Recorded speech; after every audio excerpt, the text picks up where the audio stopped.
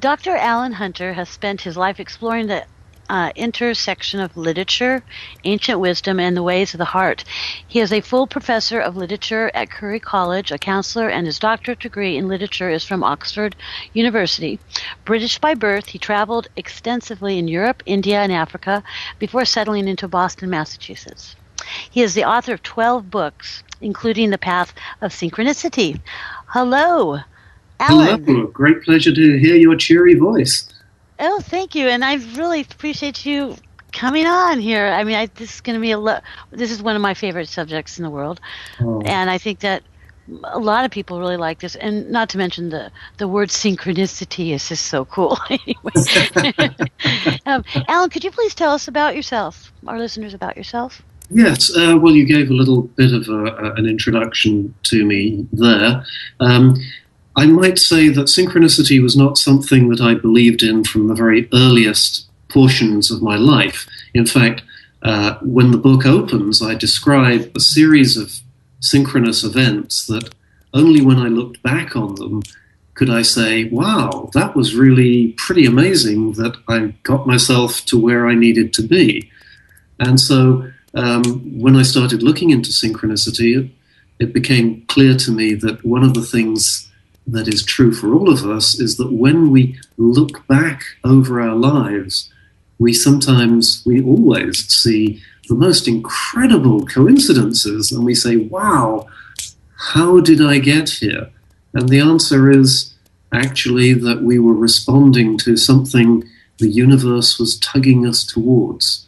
And so that's a little bit of background for me. I'm English by birth, and I wound up here in Boston, in Watertown, through a series of really quite extraordinary chances. No, I think I'd like to call them synchronicities. And I open the book with one of those stories. Yeah, I was looking. I haven't read your book. I do want to, and I was looking over the content of what is in there. I like how synchronicity or just dumb luck. Yes. I like how like how you put that. In fact, I think that's something that we can address because what is synchronicity?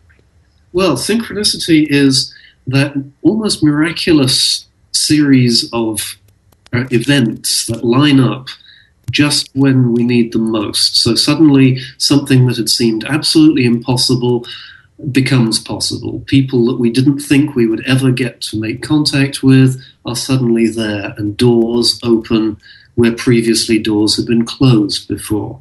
Opportunity. And sometimes it arrives at exactly the right moment. And here's the point. These synchronicities are happening to us all the time, but most people refuse to see them. And that's the problem. If you talk to most people and you say, synchronicity, especially if you're an academic like I am working in a college, many people will guffaw and they'll say, well, that's very simplistic thinking. And that's what most people will say. But then how can they see something if they've already prejudiced themselves against its existence? These are the people who use phrases like dumb luck. You happen to be in the right place at the right time. And yes, synchronicity is about being in the right place at the right time and being ready to see it. So that's a thumbnail sketch of synchronicity. It's another way of describing it is we get into flow with what the universe is intending. So it's not about us and what we want. It's about whether we can respond to what the universe is guiding us towards. It's about being mindful, really, about what's happening and observing. And I think that's actually part of our DNA anyway. So, it's interesting. People, I agree with you. And yes, you are in the academic field. Your mind is of the academic, this is a fantastic thing about now, though, isn't it? People on your side are coming over to the our side with no sides. Well, that's exactly it, And I'll give you an example, kind of a famous example, one of my favorite examples, actually, and that is John Steinbeck, the author who later won a Nobel Prize, and so he's, a world-acclaimed author. John Steinbeck started his writing life in a very academic sort of way. He did his research. He said, what's going to sell books, and what sort of book should I write? How long should they be? What should they have in them? And so he wrote historical romances based in the 18th century. Well, he wrote 4 enormous books, huge tomes, and nobody wanted them. Nobody wanted to buy them. And then one day, after he'd written this 4th book, he went off on a self-consoling drunken binge, so the story goes. And whilst he was away, he forgot to feed the dog, and the dog ate his manuscripts, So when he came back, he saw what the dog had done. And instead of saying, I'm going to kick that dog down out of my house, I'm just going to keep on. Instead of that, he said, wait a second. From now on, I'm just going to write about what I want to write about, not worry about whether it's going to sell or not. And that's when he started writing about the people who were near and close to him physically, lived on his doorstep. And that's when suddenly an authentic voice came through and everybody wanted to print what he wrote. Now, I give you that example, and I'm going to contrast it to a more modern example, Oprah Winfrey. She was, a few years ago now, maybe 10 years ago, 15 years ago perhaps, she was running her talk shows, and she had all sorts of rather unpleasant people on the show, including a bunch of fascist skinheads. And she said, well, I invited them on because I thought it was good for ratings.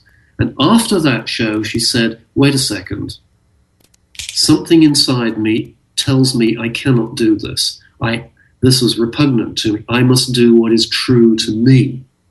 When she did that, all of her bosses said, it'll never sell, your ratings will tank. But of course, we know differently. We know that was the point at which she started to develop a really incredible talk show that touched the hearts of millions. Now, both of these people, John Steinbeck and Oprah Winfrey, listened to what their hearts told them and got into that space of being in agreeance, in concord with the universe. And that is when they stopped saying, oh, what is it I have to do to be popular? And they started discovering what it was they were supposed to do for the planet. That's how synchronicity works. Yeah, I agree with that. I say this a lot. I say the things we think we don't need are the things we need the most. Sometimes you need a good kick, or you need to have written some bad stuff and your dog eat it. I mean, in order to get the point across. I find that to be a synchronicity situation, as well as, and again, it comes, really being self-aware and mindful of what's happening around you. I mean, every day. I mean, I wanted to ask you, because I did, I was looking over your book, and I thought you had some great stuff in there about to address. Can you give us? I'll go here first. Can you give some real life examples, maybe that you might have had? Yes, be very happy to, because I think, as you say so accurately, it's about being present and it's about being mindful. And it's also, in both of those terms, it's about being open. So I'll give you my own example, and that is I came to the United States after leaving England, where I had tried to build a career. There were no jobs. And I came to the United States, and I thought, okay, I'll look for a job in the Boston area.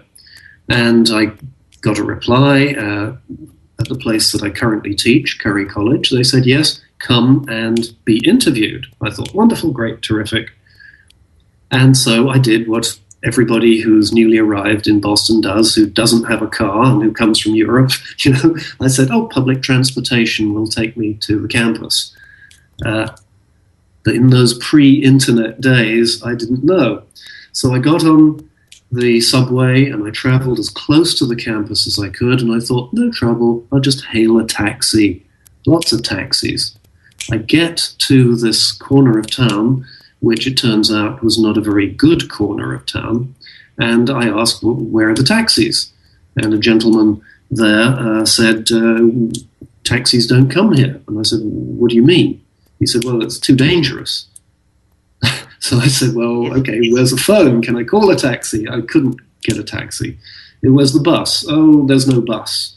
And that was the point at which I was about to go, oh, this is obviously not happening. But I learned something then, and that is keep on. So I started walking towards where I thought the college was. And because I was British and didn't know any better, I thought, well, maybe I'll make it. I'll stick my thumb out to hitchhike. So, here I am in urban Boston, sticking my thumb out in my best, interview suit, carrying a briefcase. And no sooner had I stuck my thumb out than this car, this huge, as it seemed to me, American car, I think it was a Buick or something, it screeched to a halt beside me. And a lady, a very beautiful lady, said, "Where do you want to go?" And inside the car was all her shopping and a baby. I said, I'm trying to get to Curry College. And she said, well, you're going in completely the wrong direction. She said, hold the baby, hop in, I'll take you there. And I thought, wow, this is great. So I held the baby, and it was very pleasant, and the shopping bags were beside me. And we roared off up the road, and she said, well, when do you have to be there? So I said, well, I'm supposed to be there at 1 o'clock. She looked at her watch, and she said, okay. And she put her foot hard down on the accelerator and went through several red lights in order to get me, a total stranger, to the front door of the college. So I got out and handed the baby back. It was a very lovely baby.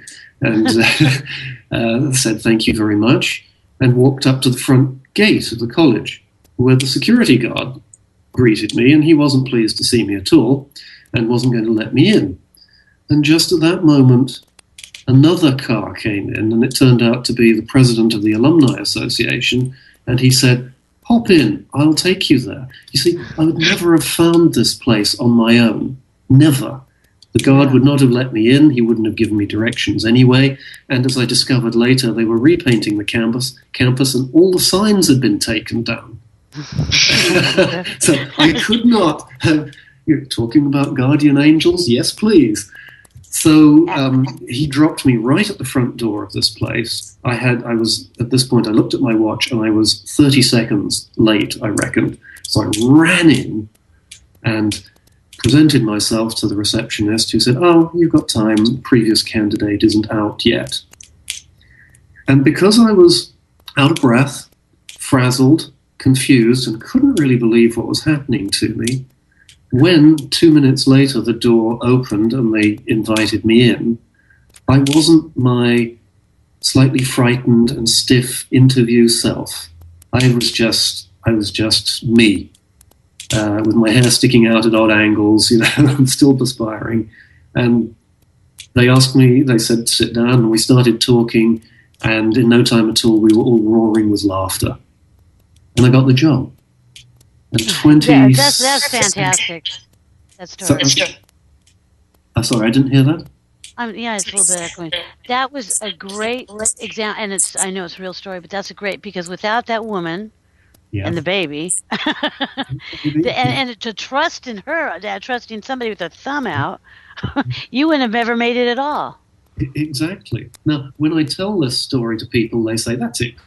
That didn't happen. You're making it up. I say, no, it happened. I trusted the lady. I trusted whoever came along, because my gut told me it was absolutely okay. And that's what took me into the place of synchronicity. It was almost as though the universe was saying, we need to get you there. Let's do it this way. Just sit back and enjoy the ride. It's an automatic pilot. Actually, is what happens. It sounds like I'm a little echoing. I'm sorry if the audio's clear. Can you hear me okay? Yes, I can now. I missed the first bit of your other feedback. Something synchronicity coming into my feedback. That's a fantastic example, a real story, because it is interesting, and also that must have been kind of nice for you. Here you are, coming into America, or not America, U.S. of A. Yeah. And this is why you did come from leaving from England. Yes. And it could have gone haywire. The whole thing could have been just an awful experience. So that's when so that was the time where you said, when you decided, okay, there's something more here. Is that, and then it was like a new beginning. You started there. You're still there as the professor at the same, correct? Is this the Still same? there at the same place, and I have to say that it's been one of the most extraordinary experiences, not because, and this is the important thing about synchronicity, not because Curry College is the place that I had imagined for myself. Mm-hmm. No, I had imaginations. I said, oh, I'm in Boston, surely I'm going to wind up in Harvard. No. Harvard would have been the worst place for me. Curry College turned out to be about the best place I could possibly have imagined, because it allowed me to explore various courses I wanted to teach, to refine my ideas. Sure, I got annoyed with people and they got annoyed with me, but I learned so much more. I couldn't be having this conversation with you now if I hadn't learned all of the things that I needed to learn. In England, I was kind of a stuffy academic. When I came to this country, something in me relaxed and was able to sit back and say, you don't have to force the world to do what you want it to. You have to allow the world, the universe, to guide you. And that means staying open and staying alert. So really, the whole thing, I'm looking back on my life, and I say, yeah, there were some important lessons here that I probably couldn't have learned any other way. The universe needed me to learn those lessons. Yeah, and again, like I said, it comes back to like how I always, well, I've been saying it for 13 years. What you think you don't need are the things you need, or something you need the most. That college was something exactly what you needed. Yes, it was exactly what I needed. It wasn't, as I said, what I thought I needed. Exactly, it wasn't Harvard or whatever you thought. Exactly. Yeah, exactly. And that's where something happened to me. And there's somebody in the chat room named Barbara, and between me and her, the synchronicities go off the scale. But and that's how I got it. So sometimes when I'm just being focused, and it's not magical, like I said, it's almost like part of life. Yeah. I feel, and we don't, we're kind of walking around blind sometimes, not with blinders on, but just kind of blinding our way through, thinking, okay, like you said Harvard, ideally, come on, if anybody would want to be at Harvard, perhaps that would, let's say you ended up at Harvard, maybe your whole life would have been different, yes, and maybe we probably wouldn't be talking right now today about synchronicity either. So, that's right. Perhaps not, and you might still be a stuffy. No, not you, Alan. But it is those things. So you paid attention and you were open. Probably didn't know it. Yeah. But what did you? I'm curious. Wasn't it kind of interesting? I guess because would this been a year maybe in the 80s or something? Yes, this was 86, I think. Yes, 86. Okay, so we're talking about where cell phones were just not really for everybody, not everybody. We didn't have those things going on for us, and some people did. And also the internet wasn't something everybody had. And here you are hitchhiking in an area that normally you would, you're a fool. Not only that, is you had a woman with a baby. Yeah. All those things to me is just like, that's fantastic. Well, and you're going the wrong way too. Before she even told you. I mean, everybody listening, they can't get any better than that. That's a great example. Very good. Do you find that synchronicity, because you're paying attention, you're open, it happens all the time? Maybe little things. There are little things along the way that little synchronicities let you know that you're doing the right thing, or maybe let you know that you're doing the wrong thing. And we have to listen to them. And I think there's a fine line here between some people are very, very superstitious, and they say, a black cat crossed my path. That's obviously, someone would say good luck, someone would say bad luck. Well, that's interesting, but I think synchronicity happens in a different way. It happens more at a heart level than at a head level. You just feel that something is right, and it needs to be pursued. And then you see something and you say, oh, that's right, yeah, and so that reassures you. And to me, the major crisis, I think, of our time is there are far too many people who use only their heads and not their hearts. And I'm sure you come across this all the time. People who are way too rational and who are not able to be open and loving and use their hearts and indeed to intuit things that otherwise would seem illogical. And I think that's the imbalance that so many people are suffering from. Otherwise, we'd all be saying, oh, synchronicity, of course, it happens to us all. But you're right. I agree with you. I don't even think there would be a word synchronicity. We'd all, in a perfect world, it would just be what it is. I mean, it would just be as it is. You're right about that. And even with the challenges that people have, well, for me, and I start going, and the black hat thing, I mean, that's ridiculous. But I mean, the black hat thing is, but it's a lot of times the synchronicities will come and help. I'm using this as an entity I get, or whatever, helps you along your lesson when you're really having a rough time too. Like you were getting to some people it's a little different type of rough time or challenge, and it's debilitating sometimes. And the synchronicities just boom, boom, boom are there, and it's fantastic.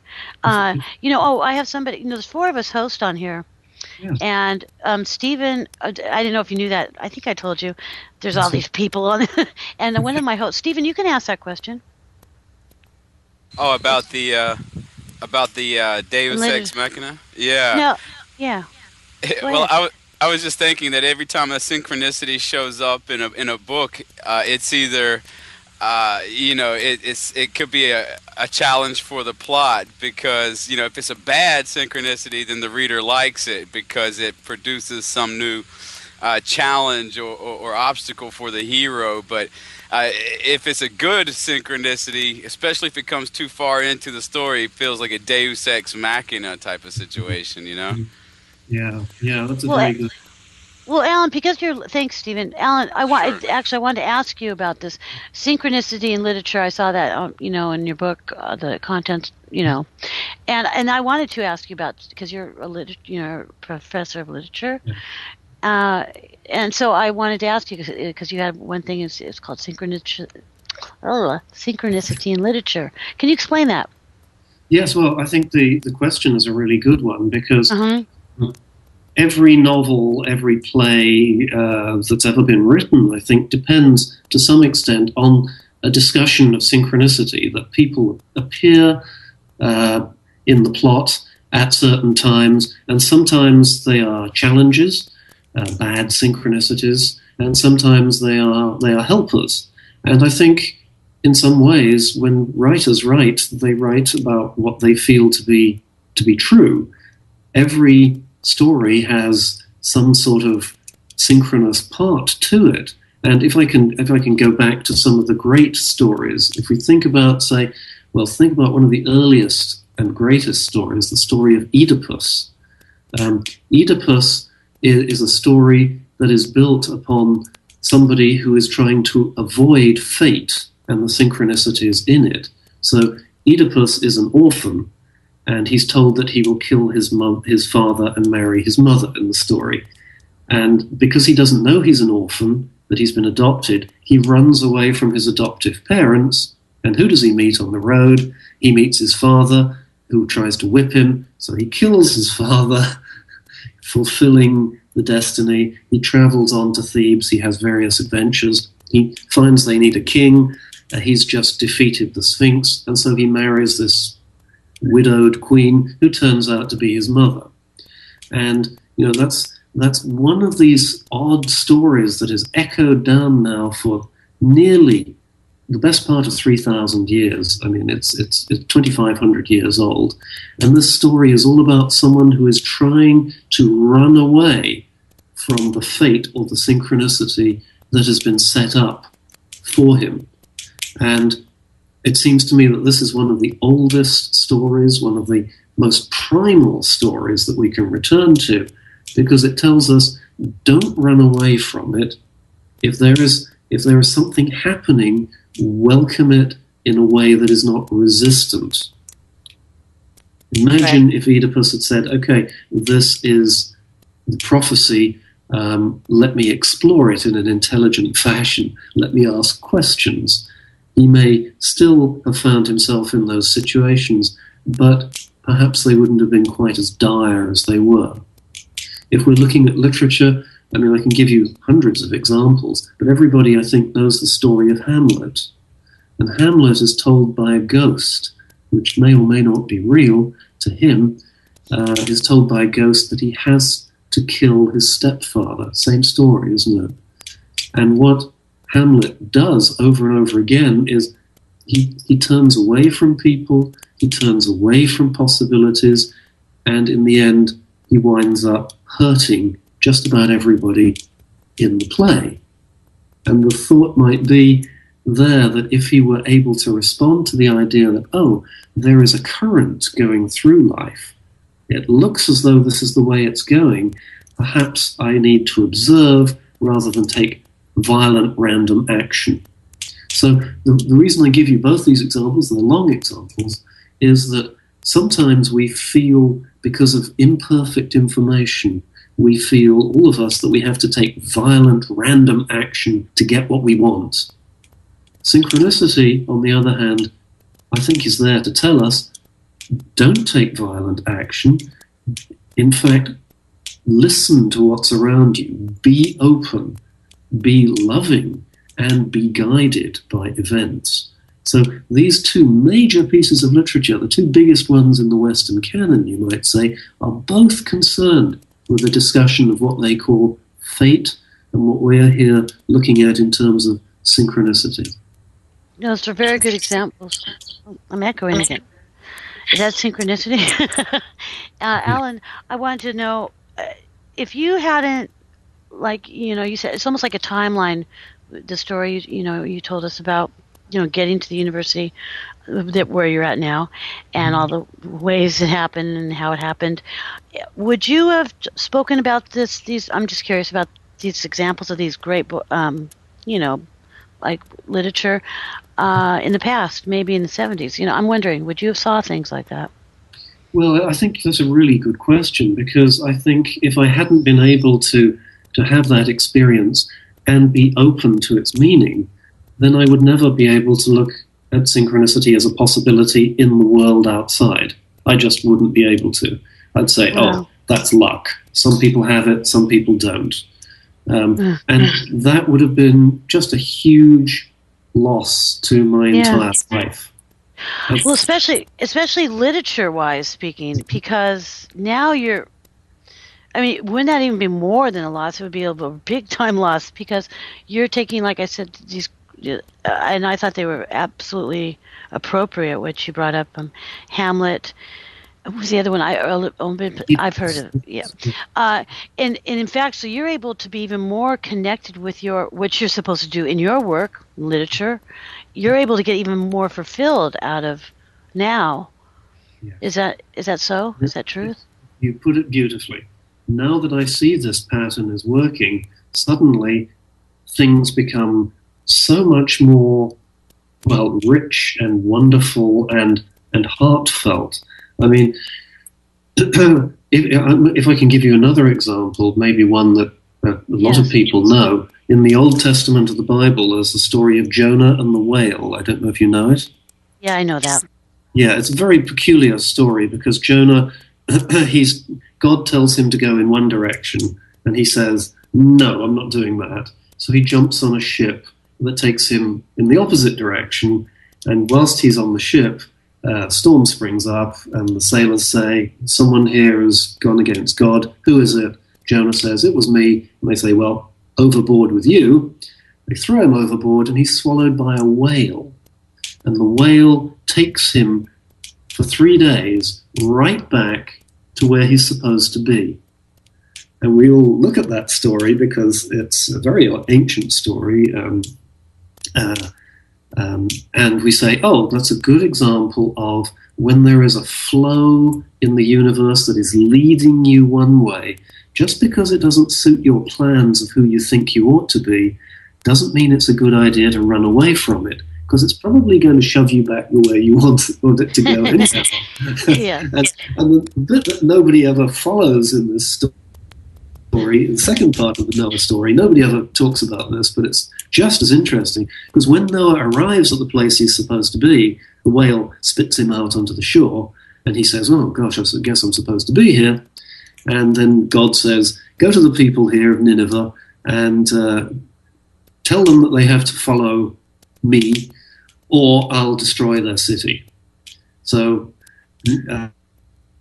Jonah goes up to the city of Nineveh and he says to the king, he says, look, I've got bad news for you, chum. My God says that unless you worship him, this entire city is going to be destroyed and you're all going to be dead.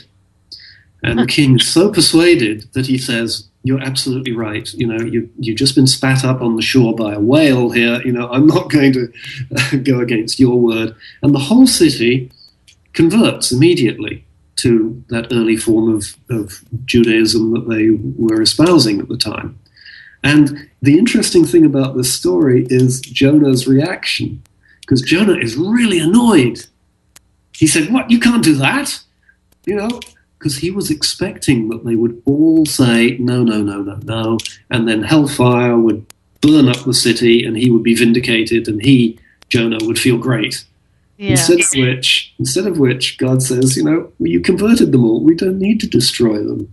And that's a wonderful example of what happens to each and every one of us, because we have ideas, even when we're in the flow, we have ideas about how our lives ought to go. And you know what? That's when we stop listening.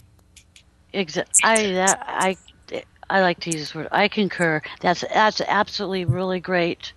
I like how you're giving for anybody that may not. It's very clear and understandable how you're using these great examples of some of the stories. I really enjoy. You know, Allan, we're going to take a short break. I think it'll be a good time to do so right now for a commercial break from our sponsor, psychicaccess.com. So we'll be right back, everybody. So one moment, please. A new era in psychic services has begun. Psychicaccess.com. You can connect with our psychic advisors by telephone or chat 24 hours a day, 7 days a week. All of our psychic advisors are interviewed, fully verified, and accuracy tested, assuring you quality service. We're living in some very troubled times right now. More and more, the world's problems are affecting us on a personal level. You don't have to deal with this alone. Our highly accurate psychics, caring advisors, and talented mediums can help with situations you are currently experiencing and can let you know what the future may hold for you. All new customers get a free 6-minute reading. All you have to do is register. Why not visit us now and get a free reading at psychicaccess.com. Sorry. Okay, and welcome back, everybody. And we're talking to Dr. Allan Hunter on synchronicity, and it's already fantastic, I feel. So let's move on. Well, actually, we don't have to move on. I wanted to ask you about, and I really appreciate you really giving clarity. And I'm sure we have a chat room, Allan, and everybody that's listening on archives and everything. I feel that you gave a very great. I mean, you really presented it well and clarity about the synchronicity. Like I said, that word is so trendy. It really is right now, the synchronicity. It's like, you know, I'm eccentric and that's all good now. It used to be I'm crazy bizarre, but now I'm just an eccentric. So that's really cool. But synchronicity has become very much, I've noticed in the past 10 years or 5 years, everybody's now talking about that. It's the word, you know, but it is what it is. But you talk about 8 barriers of synchronicity. Yes. There are. Can you explain that? What that is? Yes.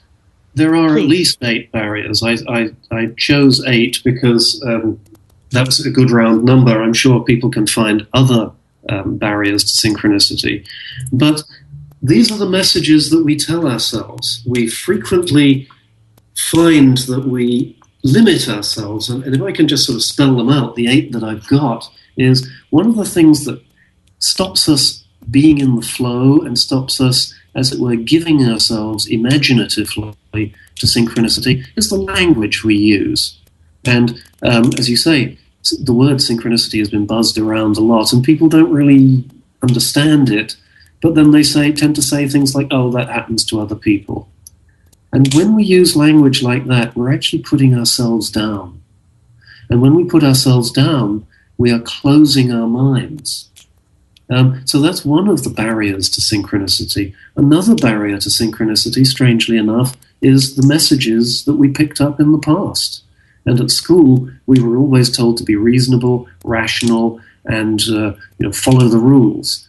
Well, if you follow the rules, if you follow conventional wisdom, what you'll get is a conventional outcome.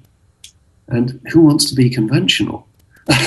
But yet, that's what we were trained to be. So that's the second of the 8 barriers. The way we treat our own bodies. We don't often treat our own bodies very well. We eat junk. We don't exercise. When we have a pain, we take painkillers as opposed to finding out what's wrong. And all of this is a way of disrespecting our bodies. Now, if we disrespect our bodies, you can bet your bottom dollar you're disrespecting your intuition and your heart. And so these are the strong ways that we divert ourselves from any awareness that there is anything bigger happening than just our little concerns of every day. Sometimes even the best things like love, can get in the way of synchronicity because we have preconceptions about what love ought to be.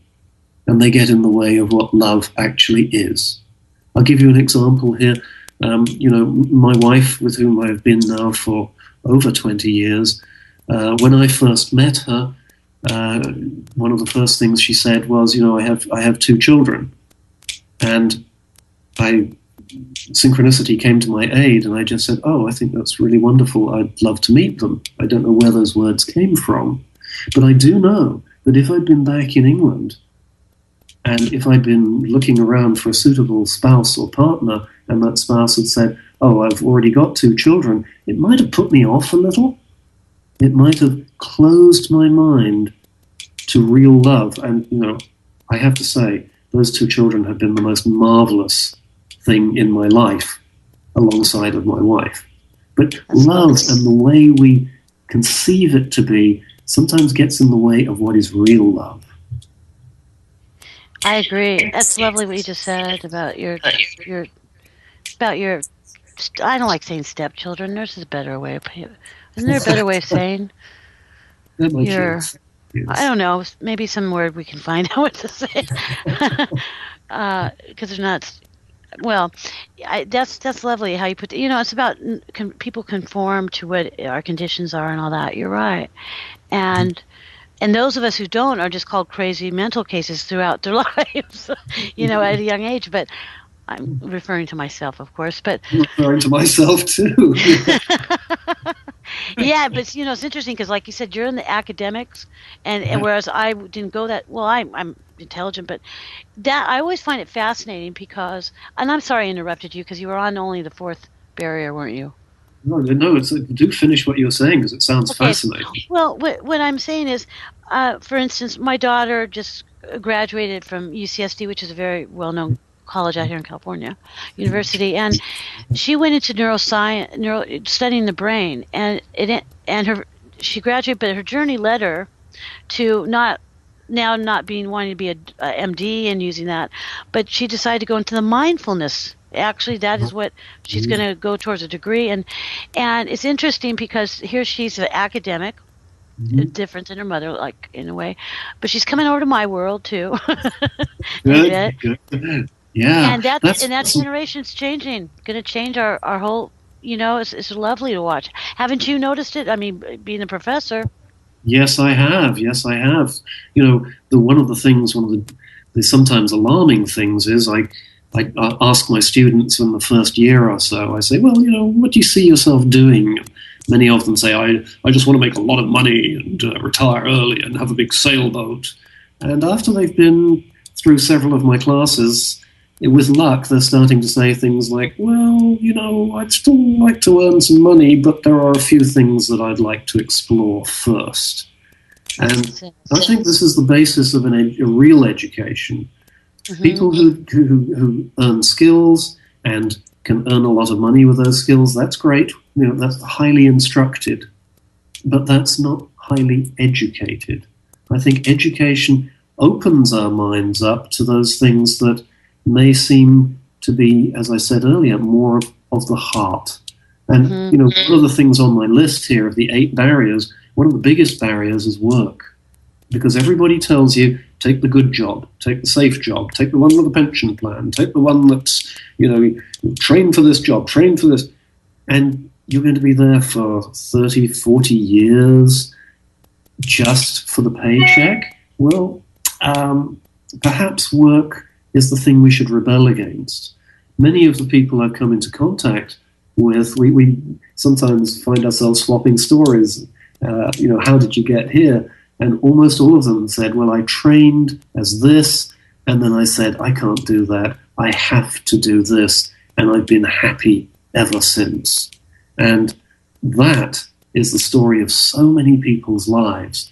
When they realize that work and the expectations of their friends and their family, who are 2 very loving bunches of people, but they can cause us to conform. And your daughter, beautiful example, she said, oh, okay, here I am, I'm training in neuroscience, and I think it doesn't quite match who I am and what I know. She's following her intuition, she's following her heart. She's going to be in a better place in terms of her heart, but who knows what her earning income may be. It may be more, it may be less, it may be exactly the same. Actually, I use her as an example quite a bit because she has a mom like me, and she was raised singly by me. And the thing of it's with my work, I'm a big Jungian person. Carl Jung. I just think he's the bee's knees, is what you call it. Yes. And he talks about the thing about work, about if everybody just did what they're supposed to in this lot, and just did the work, whatever that might be, we would all be in a real much better place. If maybe the corporate executive is not supposed to be, but he was conformed, or he thought that was it, like we just spoke about that stuff. For me, my work wasn't like I picked it. It wasn't like this is not what I wanted to do, but I must do it. This is my work. This is what I'm supposed to do. Well, so I've been doing it for 25 years, but it has been it's been difficult, struggling, and been told I'm this or that. It doesn't matter, but it did. But so when I hear her doing what she's doing, it's almost like I feel that there's going to be a much better place coming, even more so we're heading towards, for everybody. I don't know if you get backlashed. I don't know. Some maybe other professors might think, or they're humored by your way. I don't know. But at one level, I'm sure they do. I'm sure many people in my own college and in my life say, oh, goodness me, he's writing about synchronicity. But it doesn't, so what? That doesn't impact me. It doesn't change the way I feel about what I do. Every single one of my 12 books, I have to tell you, came to me and said, write me. And I tended to say, go away. Writing's hard work. I don't like it. Go away. And they would not leave me alone until I had written them. And having written them, I say to myself, this is what I'm supposed to do. I'm supposed to help bring this planet, if I can, to a little bit of a better space, and to do it without worrying too much what the doubters and the naysayers say. And that's what you're doing too. You just described how some people say, oh, she's too eccentric, and who would have chosen that? Well, God bless you. You've chosen it, and you're doing it. Well, yeah, it shows. It hit me like a brick wall, and I try to run from it. That's what we do. But when you look back, it's all secret. I know how I got there. But I wanted to ask you if you could tell us about your 12 books. We have about, I don't know, I think we have about 8 minutes. I want to make sure because I looked through your books. I haven't read them, but boy, I sure want to read. I think all of them I looked over, and I wanted you to tell us about your other books that you have authored, if you don't mind. Well, I'll have to speak very fast, but one of the things, this recent spate of books came out of my love of literature and the fact that we can use literature and writing to understand ourselves better. And so in 2008, I published this book called Stories We Need to Know. and I suggested there is ancient wisdom in the stories that make up 3,000 years of the Western canon, and that in that series of stories there are 6 huge archetypes that tell us how we can grow. And all the stories for 3,000 years here in the West, all of the major ones, have the same 6 archetypes. And the hero is always asked, do you want to grow through these archetypes? So that was Stories We Need to Know, which later spawned a second book, which is called The 6 Archetypes of Love.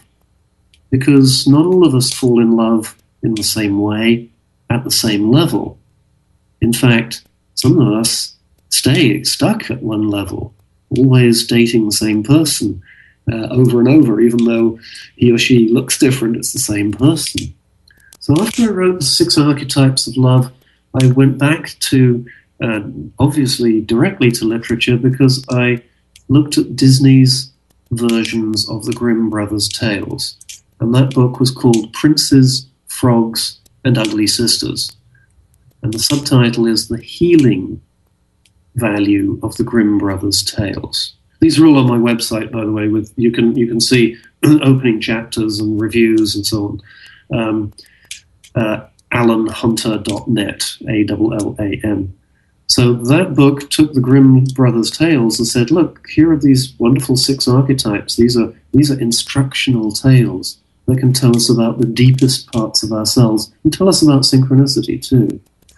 After that, I wrote Synchronicity because it seemed to me there was a lot there that needed to be cleared up.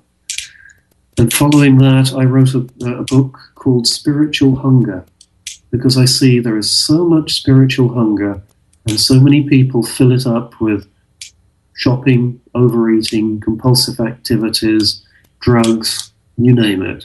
And I suggested there is a way we can move ourselves forward. We can move ourselves forward. We don't have to wait for someone to put us in a program. So that's kind of a guidebook to staying sane in difficult times. The most recent book came out this year, is called Gratitude and Beyond. Because when we're truly grateful, guess what happens? We go on a little journey through 5 insights that I mentioned, and this journey reduces our egos, our little active, wounded egos that want the better job, that want all the shiny toys, and they lead us back to a place of real understanding and love. That's Gratitude and Beyond, which came out this year. So those are the most recent books since 2008. And I think that's about as much time as I'll have to speak about. I know, Allan. But I love the word gratitude. I know, being grateful, and I'm in so much gratitude. And sometimes I'm just frustrated. I'm a whacked out mess. But that's why of course, in the work we do. But I was looking over the books, and I was like, they're just all the title itself. But I could feel that they all kind of flow in together. Everything, to me, that's where I'm standing, and I am going to. Well, I'm going to read. It's not just about synchronicity I want to read, but I did look over the other ones, the ones on Amazon, and I don't know how you have time to do all this, but do you refer your students to some of these books of yours, or do you give them out for? Yeah, I teach classes on the Grimm Brothers' tales specifically because I want them to learn that there is another version that is not the Disney version, that is rather prettified. And they come out of that course going, wow, I never thought about this before. Which, in fact, I just want to say, because we don't have much time, but I do want to point out the Grimms. I have some of those. They clean those tales up, everybody. Believe me, they cleaned them up for us little, everybody. They're intense. I know when you brought that up, because there's someone, Dr. Clarissa Piccoli Estes. Yes. Do you know who she is? I know her work. Yes, I've never met her. Yeah, and she does a lot of, and she's a she's fantastic. But when you brought that up, it reminds me. So she uses archetypes. So she's a Jungian psychoanalyst too. But she's fantastic. But she talks about, she uses these stories, but a lot of them go back into the Grimms. Yes. And just when you were talking about that, and then I lost myself in a minute. and people are just amazed at, like I said, I have this book here this is a book before they were cleaned up. And there's some pretty intense stuff that people don't maybe want to even believe me, but you know what I'm talking about. You know what I'm talking about. I do. I mean, there are themes of nasty things like incest and attempted rape and awful, lots of things. Awful stuff. Yeah. But of course, it happens today, and it happened then, and it's happened for thousands of years.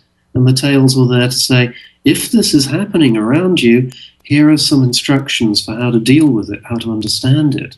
And the fact that Disney decided to market it to 7-year-old girls so they could sell pink frilly dresses, attractive as those pink frilly dresses may seem when you're age 7, it's not a great way to go through adult life. And the Grimm tales were for people of all ages, not just for children. Exactly, and many people don't know this. It's interesting, but when you brought that up, I go, wow, that's synchronicity, because I go, not too many people, when I've brought that up to them, they don't even know what I'm talking about. Idea. Well, you just talked about it, so okay, it's great. I knew I was gonna just love having you on, having you and you accepted as a guest, and that's the synchronicity. Everybody, right there.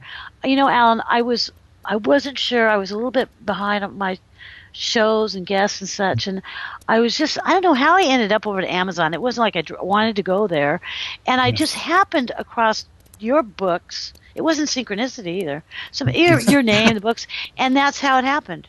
And then I contacted you, and you said yes immediately, and it's like, oh my gosh, it's like, and it was fantastic, and it was like unrelated. I don't know, and there I found you. And now to me, that was a synchronicity. And what you brought up tonight. I feel for my hosts, they've been typing in stuff to me. They're really, I don't resonate. I don't like to use that word. They're really connecting with what you've been talking about, and I'm sure everybody listening is. And you clarify things so well. And for myself personally, I really appreciate it, because I needed to hear some things that even I know, but sometimes my head takes off. I mean, it doesn't take off, and thoughts get in the way. And I really appreciate you tonight going and talking about all this with us, where you're coming from too. I really appreciate it much, and heartfeltly so. Well, I'm so grateful to be invited onto your show and to discover that you're a person who speaks exactly the same language as I do. I feel we really understand each other here. Yeah, I would love to have you come back. Well, I'll get in touch with you about that later. And is there anything? Oh yes, on your guest page, also everybody, you can. Allan's website is also on there. We have some of your books on there. I think 10 of them are on. But you can go to allanhunter.net, and that's your website, yes. But it's also anybody go to the guest page, go to Allan Hunter, and you'll see that as well. So, Allan, thank you so much I really, really enjoyed. I really enjoyed this interview, and I really appreciate you and who you are and what you're doing and the difference you're making. Well, you're the one who's making a difference in the world, my voice wouldn't be heard out there but for you, so I am profoundly grateful for you, the good work you do, and for your invitation to be on your show. It's been such fun. And I'm sure the people that you teach, I'm sure that, like I said, you're making a real big difference, because there's many that come through your class, and I think that's I think is fantastic right there. So, well, good night, Allan, and thank you for sharing everything in yourself, and I will talk to you soon. I will look forward to that very much. Thank you again. Thank you. Sure. Thank you, Allan. Good night. Good night. Hello, my name is Res Miranda. If you're having relationship, career, or life issues, I'm inviting you to experience what it's like to have access to professional, highly accurate psychics and spiritual advisors you can trust to care and help you. Register now to get your free 6-minute reading by telephone or chat. Get answers, get access, psychic access, 24 hours a day, 7 days a week. It's about being mindful, really, about what's happening and observing. And I think that's actually part of our DNA anyway. So it's interesting. People, I agree with you. And yes, you are in the academic field. Your mind is of the academic, this is a fantastic thing about now, though, isn't it? People on your side are coming over to the our side with no sides. Well, that's exactly it, And I'll give you an example, kind of a famous example, one of my favorite examples, actually, and that is John Steinbeck, the author who later won a Nobel Prize, and so he's, a world-acclaimed author. John Steinbeck started his writing life in a very academic sort of way. He did his research. He said, what's going to sell books, and what sort of book should I write? How long should they be? What should they have in them? And so he wrote historical romances based in the 18th century. Well, he wrote 4 enormous books, huge tomes, and nobody wanted them. Nobody wanted to buy them. And then one day, after he'd written this 4th book, he went off on a self-consoling drunken binge, so the story goes. And whilst he was away, he forgot to feed the dog, and the dog ate his manuscripts. So when he came back, he saw what the dog had done, and instead of saying, I'm going to kick that dog down out of my house, I'm just going to keep on. Instead of that, he said, wait a second. From now on, I'm just going to write about what I want to write about, not worry about whether it's going to sell or not. And that's when he started writing about the people who were near and close to him physically, lived on his doorstep.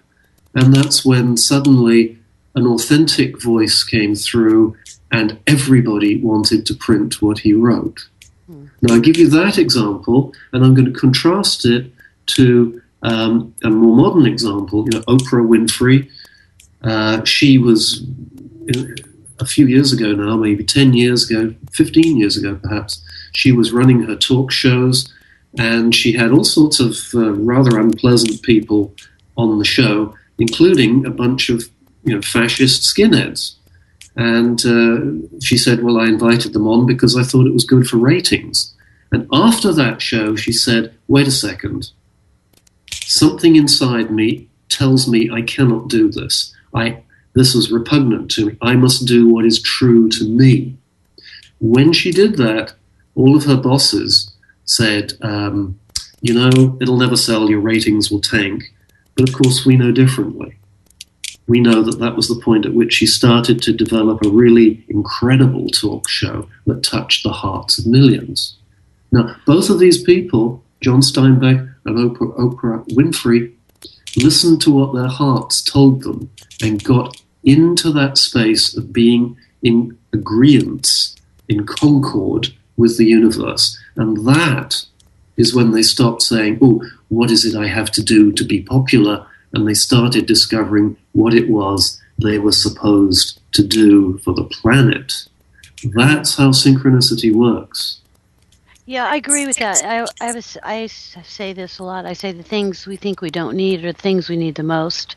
Sometimes you need a good kick, or you need to have written some bad stuff and your dog eat it. I mean, in order to get the point across. I find that to be a synchronicity situation, as well as, and again, it comes, really being self-aware and mindful of what's happening around you. I mean, every day.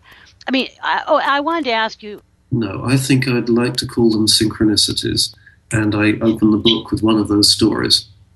Yeah, I was looking. I haven't read your book. I do want to, and I was looking over the content of what is in there. I like how synchronicity or just dumb luck. Yes. I like how like how you put that. In fact, I think that's something that we can address because what is synchronicity? Well, synchronicity is that almost miraculous series of events that line up just when we need them most. So suddenly something that had seemed absolutely impossible becomes possible. People that we didn't think we would ever get to make contact with are suddenly there, and doors open where previously doors had been closed before. Opportunity. And sometimes it arrives at exactly the right moment. And here's the point. These synchronicities are happening to us all the time. but most people refuse to see them. And that's the problem. If you talk to most people and you say, oh, synchronicity, especially if you're an academic like I am working in a college, many people will guffaw and they'll say, well, that's very simplistic thinking. And that's what most people will say. But then how can they see something if they've already prejudiced themselves against its existence? These are the people who use phrases like dumb luck. You happen to be in the right place at the right time. And yes, synchronicity is about being in the right place at the right time and being ready to see it. So that's a thumbnail sketch of synchronicity. It's another way of describing it is we get into flow with what the universe is intending. So it's not about us and what we want. It's about whether we can respond to what the universe is guiding us. Dr. Allan Hunter has spent his life exploring the intersection of literature, ancient wisdom, and the ways of the heart. He is a full professor of literature at Curry College, a counselor, and his doctorate degree in literature is from Oxford University. British by birth, he traveled extensively in Europe, India, and Africa before settling into Boston, Massachusetts. He is the author of 12 books, including The Path of Synchronicity. Hello, Allan. Hello, great pleasure to hear your cheery voice. Oh, thank you, and I really appreciate you coming on here. I mean, this is going to be this is one of my favorite subjects in the world, and I think that a lot of people really like this. And not to mention the word synchronicity is just so cool. Allan, could you please tell us about yourself, our listeners, about yourself? Yes, well, you gave a little bit of an introduction to me there. I might say that synchronicity was not something that I believed in from the very earliest portions of my life. In fact, when the book opens, I describe a series of synchronous events that only when I looked back on them could I say, wow, that was really pretty amazing that I got myself to where I needed to be. And so when I started looking into synchronicity, it became clear to me that one of the things that is true for all of us is that when we look back over our lives, we always see the most incredible coincidences, and we say, wow, how did I get here? And the answer is actually that we were responding to something the universe was tugging us towards. And so that's a little bit of background for me. I'm English by birth, and I wound up here in Boston, in Watertown, through a series of really quite extraordinary chances. No. Because I did, I was looking over your book, and I thought you had some great stuff in there about to address, can you give us, I'll go here first, can you give some real life examples maybe that you might have had? Yes, be very happy to, because I think, as you say so accurately, it's about being present and it's about being mindful. And it's also, in both of those terms, it's about being open. So I'll give you my own example, and that is I came to the United States after leaving England, where I had tried to build a career. There were no jobs. And I came to the United States and I thought, okay, I'll look for a job in the Boston area.